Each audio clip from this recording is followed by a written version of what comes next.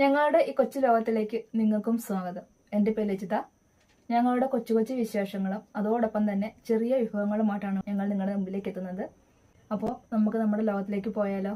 Beetroot wine ഉണ്ടാക്കാൻ വേണ്ടിയിട്ട് ഞാൻ ഇവിടെ 1/2 കിലോ ബീട്രൂട്ട് എടുത്തിട്ടുണ്ട് കേട്ടോ. അപ്പോൾ ഞാൻ പ്രത്യേകം പറയുകയാണ്, നമ്മൾ എന്ത് സാധനം ഉണ്ടാക്കിയാലും അതിൻ്റെ കൂട്ടുകൾ കറക്റ്റ് ആണെങ്കിൽ മാത്രമേ ഉള്ളൂ അത് പെർഫെക്റ്റ് ആയിട്ട് വരുള്ളൂ കേട്ടോ. അപ്പോൾ അത് നിങ്ങളൊന്ന് ശ്രദ്ധിക്കുക. ഇവിടെ പറയുന്ന അളവുകൾ അതേ രീതിക്ക് എടുത്തു കഴിഞ്ഞാൽ നിങ്ങൾക്ക് അതിൻ്റെ പെർഫെക്റ്റ് ആയിട്ടുള്ള ബീട്രൂട്ട് വൈൻ ഉണ്ടാക്കാൻ പറ്റും കേട്ടോ. അപ്പോൾ 2 ബീട്രൂട്ട് ഞാനിവിടെ തൊലി കളഞ്ഞ് എടുത്തിട്ടുണ്ട്. ഇനി ഇത് നല്ലവണ്ണം ഒന്ന് ഗ്രേറ്റ് ചെയ്തെടുക്കുക. അതല്ല എങ്കിൽ ചെറുതായിട്ടൊന്ന് മിക്സ് ചെയ്തിട്ട് കറക്കിയാലും മതി കേട്ടോ. വൈൻ എന്ന് പറയുന്നത് ഒരു ആൽക്കഹോളിക് ഡ്രിങ്ക് അല്ല എങ്കിലും നമ്മളൊക്കെ അതിനെ ആ ഒരു ഗണത്തിലാണ് പെടുത്തുന്നത്. അതുകൊണ്ടാണ് കേട്ടോ ഞാനിവിടെ നമ്മുടെ പാറുവിനെ ഈ വീഡിയോയിൽ ഉൾപ്പെടുത്തായിരുന്നു കേട്ടോ. അപ്പോൾ നമ്മൾ ഇത് ഇനി ഒന്ന് പ്രഷർ കുക്കറിൽ ഇട്ട് 2 വിസിൽ, കറക്റ്റ് 2 വിസിൽ അടിക്കണം വരെ ഒന്ന് വേവിച്ചെടുക്കണം. നമ്മൾ ഇതിന് മൊത്തത്തിൽ തിളപ്പിച്ച് ആറിയ വെള്ളം 2 ലിറ്ററാണ് എടുക്കാറ്. അപ്പോൾ ഈ 2 ലിറ്ററിൽ 1/2 ലിറ്റർ ഞാൻ ഈ കൂടെ ഒഴിച്ചിട്ടുണ്ട്. ഇപ്പോൾ അതിനുശേഷം അതിലേക്ക് 1 ഇഞ്ച് അളവിലുള്ള കറുവപ്പട്ട, 4 ഗ്രാമ്പു, 2 ഏലക്ക, 1 ഇഞ്ച് അളവിലുള്ള ഇഞ്ചി ചതച്ചത്, അതുപോലെ തന്നെ 3/4 ടേബിൾ സ്പൂൺ നാരങ്ങ നീര്. ഇത് ഇത്രയും ഒഴിച്ചിട്ട് ഇത് അടച്ച് വെച്ച് 2 വിസിൽ വരുന്നിടം വരെ ഒന്ന് വേവിച്ചെടുക്കാം കേട്ടോ. അപ്പോൾ ഞാൻ ഇടയ്ക്കൊരു കാര്യം പറഞ്ഞോട്ടെ. എൻ്റെ വീഡിയോ നിങ്ങൾക്ക് ഇഷ്ടപ്പെടുകയാണെങ്കിൽ ലൈക്ക് ചെയ്യാനും ഷെയർ ചെയ്യാനും സപ്പോർട്ട് ചെയ്യാനും അതുപോലെ തന്നെ സബ്സ്ക്രൈബ് ചെയ്യാനും കൂടാതെ നിങ്ങളുടെ കമൻസുകൾ കമൻറ്റ് ബോക്സിൽ രേഖപ്പെടുത്താനും മറന്നു പോകരുത് കേട്ടോ. ബീട്രൂട്ട് ഇവിടെ പാകത്തിന് കറക്റ്റ് 2 വിസിലൊക്കെ അടിച്ച് വെന്ത് വന്നിട്ടുണ്ട് കേട്ടോ. അപ്പോൾ അതിൻ്റെ ആ ഏറൊക്കെ പോയതിന് ശേഷം തുറക്കുക. തുറന്നതിന് ശേഷം ഇതുപോലെ ഒന്ന് ഇളക്കി കൊടുക്കുക. ഇപ്പോൾ വരുന്ന ആ മണം എന്ന് പറഞ്ഞിട്ടുണ്ടല്ലോ, പ്രത്യേക മണമാണ് കേട്ടോ. അതിനുപോലെ തന്നെ അതിൻ്റെ നിറം പറഞ്ഞറിയിക്കാൻ പറ്റില്ല, ഒരു പ്രത്യേക നിറവും ആ മണവും ഒക്കെ നമുക്ക് അപ്പം തന്നെ അതൊന്നും എടുത്ത് കുടിക്കാൻ തോന്നും കേട്ടോ. അതുപോലെ ഒരു മണമാണ് വരുന്നത്. ഇനി എന്താ ചെയ്യേണ്ടതെന്ന് വെച്ചാൽ നമ്മൾ ഇത് ഊറ്റണം. അപ്പോൾ നിങ്ങൾ പ്രത്യേകം ശ്രദ്ധിക്കുക. ഇത് ഊറ്റുന്ന സമയത്തും ഇത് ഇളക്കുന്ന സമയത്തും നമ്മൾ ഏത് ബോട്ടിൽ നമ്മൾ ഇതിന് വേണ്ടി ഉപയോഗിക്കുന്ന എന്ത് സാധനമാണെന്ന് പറഞ്ഞാലും അതിലൊന്നും ലേശം പോലും വെള്ളമയം കാണാൻ പാടില്ല കേട്ടോ. അങ്ങനെ ഉണ്ടെങ്കിൽ വൈൻ ചീഞ്ഞു പോകും, ഉറപ്പാണ്. അപ്പം നല്ലവണ്ണം കഴുകി തുടച്ച് വെയിലത്ത് വെച്ച് ഉണക്കാൻ പറ്റുമെങ്കിൽ വെയിലത്ത് വെച്ച് ഉണക്കിയതിന് ശേഷം മാത്രം എല്ലാ പാത്രങ്ങളും ഉപയോഗിക്കുക. അപ്പം നമ്മൾ ഇവിടെ ഊറ്റി വെച്ചിരിക്കുന്ന ഇത് ഒരു കുപ്പിയിലേക്ക് ആക്കുകയാണ് കേട്ടോ. ജാറിലേക്ക് ആക്കിയിട്ടുണ്ട്.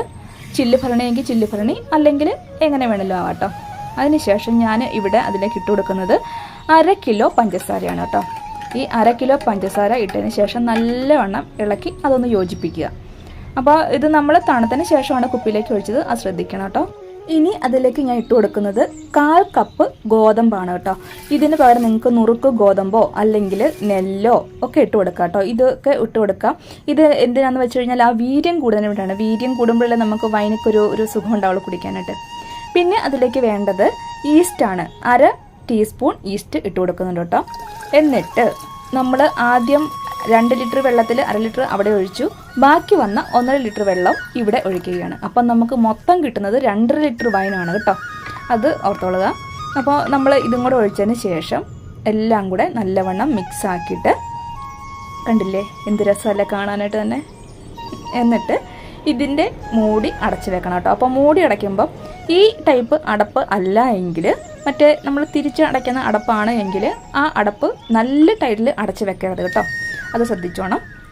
ഇപ്പോൾ ഈ ടൈപ്പ് അടപ്പാകുമ്പോൾ ഇതിനിടവഴി ഏറിപ്പൊക്കോളും, കുഴപ്പമില്ല. ഇങ്ങനെ അടച്ച് വെച്ചതിന് ശേഷം ഒരു തുണി എടുത്തിട്ട് ഇത് നല്ലവണ്ണം ഒന്ന് മൂടി കെട്ടി വെക്കണം കേട്ടോ.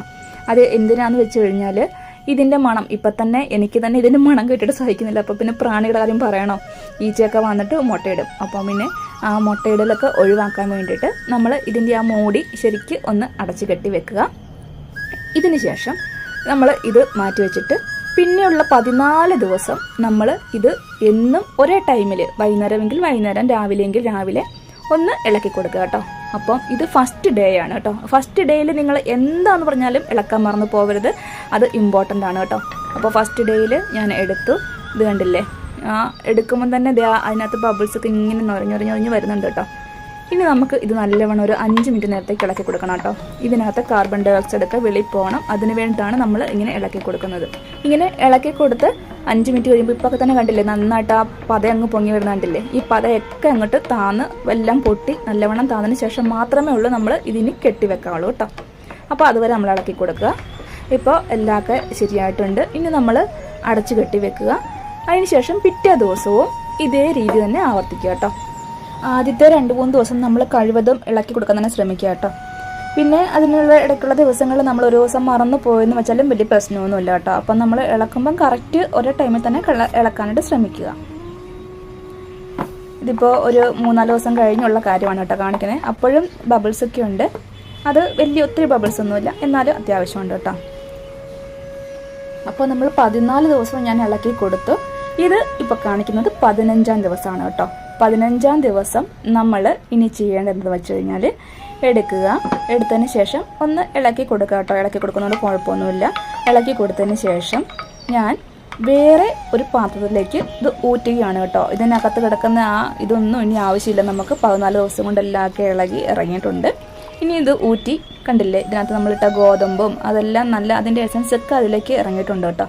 ഇനി നമുക്ക് എന്താണെന്ന് വെച്ചാൽ ഈ ബോട്ടിൽ തന്നെ ഉപയോഗിക്കുന്നെങ്കിൽ ഈ ബോട്ടിലിനകത്ത് സാധനമൊക്കെ കളഞ്ഞിട്ട് നല്ലപോലെ കഴുകി തുടച്ച് വൃത്തിയാക്കി എടുക്കണം കേട്ടോ. തുള്ളി പോലും വെള്ളമയം പാടില്ല. അപ്പോൾ നമ്മുടെ ബോട്ടിൽ ഇവിടെ റെഡിയാണ്. ഇനി ഇതിലേക്ക് നമ്മൾ അരിച്ചു വെച്ചിരിക്കുന്ന വൈൻ ഇങ്ങോട്ട് തന്നെ ഒഴിച്ച് വെക്കുകയാണ് കേട്ടോ. ഇനി നമുക്ക് ഇത് ഒരു 7 ദിവസം കൂടി ഇരിക്കണം. അങ്ങനെ മൊത്തം 22 ദിവസമാണ് കേട്ടോ വൈൻ ഉണ്ടാക്കാൻ വേണ്ടത്. അപ്പം ഇനി നമ്മൾ ഇത് മൂടി കെട്ടി ഭദ്രമായിട്ട് അനക്കാതെ ഒരു വശത്ത് കൊണ്ട് വെച്ചാൽ മാത്രം മതി. 22-ാം പൊക്കം നമുക്കെടുത്ത് സെർവ് ചെയ്യാം കേട്ടോ. അപ്പോൾ നമ്മൾ കാത്തിരുന്ന ആ ദിവസമൊക്കെ വന്നു കേട്ടോ. നമ്മുടെ വൈൻ എടുക്കാനുള്ള ദിവസമായിട്ടുണ്ട്. 22 ദിവസമായിട്ടുണ്ട്. ഇപ്പോൾ തന്നെ വൈൻ ഇരുന്ന് മുറിക്കകത്തൊക്കെ എന്തൊരു മണമാണെന്നറിയാവോ. ഇത് ഓരോ ദിവസം കഴിയും തോറും മണമൊക്കെ ഇങ്ങനെ കൂടിക്കൂടി വരികയാണ്. ഇനിയിപ്പോൾ നമുക്കൊന്ന് അഴിച്ചു നോക്കാം എങ്ങനെയുണ്ടെന്ന്. ഇതിനിടയ്ക്ക് ഞാൻ നിങ്ങളോടൊരു പ്രധാനപ്പെട്ട കാര്യം പറയുകയാണ് കേട്ടോ. നമ്മുടെ ഇപ്പോൾ നിങ്ങൾക്കൊക്കെ അറിയാമായിരിക്കും, കൊറോണ വളരെ കൂടുതലായി വരികയാണ്. അപ്പോൾ അതുകൊണ്ട് തന്നെ നമ്മൾ കഴിവതും സാമൂഹിക അകലം പാലിക്കുക. അതുപോലെ തന്നെ സോപ്പ് അല്ലെങ്കിൽ ഹാൻഡ് വാഷൊക്കെ ഉപയോഗിച്ച് കൈകൾ കഴുകുക. സാനിറ്റൈസർ ഉപയോഗിച്ച് കൈ എപ്പോഴും വൃത്തിയാക്കാൻ ശ്രമിക്കുക കേട്ടോ. അപ്പോൾ നമ്മുടെ വൈനൊക്കെ ഇവിടെ സെർവ് ചെയ്തിട്ടുണ്ട് കേട്ടോ. കണ്ടില്ലേ, അയ്യോ എനിക്ക് വയ്യ, എന്ത് രസമാണ് കാണാൻ തന്നെ. ആ നിറവും ഒരു പ്രത്യേക മണമാണ് കേട്ടോ. മണമൊന്നും പറഞ്ഞറിയിക്കാൻ പറ്റില്ല. നിങ്ങൾ എന്താണെന്ന് പറയുന്നത് ഇങ്ങനെ ഈ ഒരു രീതിക്കൊന്ന് ട്രൈ ചെയ്ത് നോക്കണം കേട്ടോ. നല്ല പെർഫെക്റ്റ് വൈൻ നിങ്ങൾക്ക് കിട്ടും, അത് ഞാൻ ഗ്യാരണ്ടി പറയുന്നു. അപ്പോൾ ഇന്നത്തെ എൻ്റെ ഈ വീഡിയോ നിങ്ങൾക്ക് ഇഷ്ടപ്പെട്ടെന്ന് കരുതുന്നു. അടുത്ത ഒരു വീഡിയോയുമായിട്ട് ഞാൻ ബുധനാഴ്ച വരുന്നതായിരിക്കും. അതുവരേക്കും എല്ലാവർക്കും നന്ദി.